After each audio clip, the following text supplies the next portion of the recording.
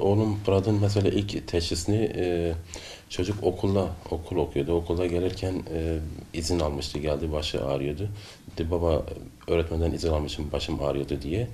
Ben de genç çocuktu. Futbol topu falan oynuyordu. Dedim belki ondandır yani top oynamıştır. Sırtım falan ağrıyordu diyordu. Ben de yani şey yapmadım, önemsemedim. Bir hafta geçti aradan. Tekrar bir daha geldi. Dedi baba bir daha başım ağrıyor. Sırtım ağrıyor. Halsizim, gücüm yok, takatım yok falan diyordu. Ben de önemsemedim yani şey yapmadım. Şeyini gösterdi bana, kazanı böyle gösterdi. Burada böyle kırmızı kırmızı benekler olmuştu, böyle döküntüler olmuştu vücudunda. Neyse annesini aradım, annesi götürdü hastaneye, Siirt Devlet Hastanesi'nde. Oradan kan örneğini almışlar. Bir saat sonra kan sonuçları çıktıktan sonra beni aradılar. Gittim, uzman doktorumuz dedi kan değerleri çok yüksek bunun dedi. Böyle kan değerlerinin yüksek olması genelde dedi lösemi hastalarının oluyor böyle dedi. İnşallah yanılıyoruzdur dedi. Sonra korkulan başımıza geldi yani korktuğumuz başımıza geldi. Götürdük Ankara'ya. Bir hafta sonra bütün tetkiklerden sonra lösemi olduğu anlaşıldı yani. İkinci çocuğum Murat ise yüksek ateş şikayetiyle götürdük hastaneye. Bir hafta 10 gün yatırdık. E, Tedaviye cevap vermedi. Buradan Diyarbakır'a sevk ettiler bizi. Diyarbakır'da da bir 40 gün falan kaldık orada. Oradan da bir şey yani tüberkülozdan şüpheleniyorlardı. Acaba verem mi yani verem mi diye. Ankara'ya götürdük. O zaman Ankara Dışkapı Çocuk Onkoloji Hastanesi'ne. Götürdük oraya. Orada bir iki gün sonra tetkik falan yaptılar. Kan örneğini falan aldılar. Genel fiziki muayenesinden de dediler lenfoma Hodgkin hastası. Daha önce Eşkur'da çalışıyordum. 6 ay TYP mevsimlik olarak Meftülük'te bir Kur'an kursunda çalışıyordum. İşkur süresi de bitti. 6 aylık süre bitti. Sigortam da bitti. Şimdi bu sigorta için mesela benim çocuklarımın ilaçları sigorta karşılıyordu. Yani hemen hemen hepsini karşılıyordu. Yurt dışından gelen ilaçlar olduğu için. Şimdi sigortam da bitti. Ben yarın öbür gün çocuğum halen yatan hasta orada. Daha tedavi süresi ne kadar sürer bilmiyorum. Tekrar bir ilaç isterlerse benden sigortam yok yani bu ilaçları karşılayayım. Yani zor durumdayım. Şimdi bu çocuğu da kontrole getirmem gerekiyor. Önümüzdeki hafta tekrar Ankara'ya götüreceğim bunu da. Bir sürü masrafım gidiyor. Ben 1500 lira maaş alıyorum sigortasız. Yani hangisine yetineyim? İki kanser hastası çocuğu olan bir baba olarak devlet büyüklerimden rica ediyorum. En azından bir sigortası yatan bir iş istiyorum. Herhangi bir devlet kurumu. Ne iş olursa olsun ben yaparım yani. Tuvalet bile yıkarım, lavabo yıkarım, bulaşık yıkarım, temizlik yaparım, bahçıvanlık yaparım. Ne iş olursa yaparım. Yeter ki herhangi bir devlet kurumunda bir sigortalı, sürekli sigortamı yatan bir iş ben istiyorum. Çocuklarımın en azından bu ilaçlarını temin edebilmem için yani.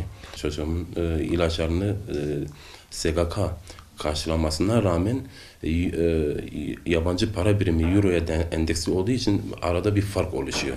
Bu fark bedeli de 7 bin lira, 8 bin lira gibi büyük rakamlar çıkıyor. Kendi ayaklarımın üzerine durabilmem için devlet büyüklerimden böyle sürekli sigorta yatan bir iş istiyorum ben.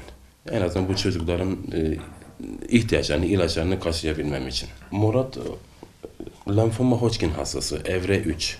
Evre 3. Bir sene kemoterapi gördü. Önümüzdeki hafta zaten ocağın ilk haftasında tekrar kontrole götürmem gerekiyor Ankara'ya, şehir hastanesine.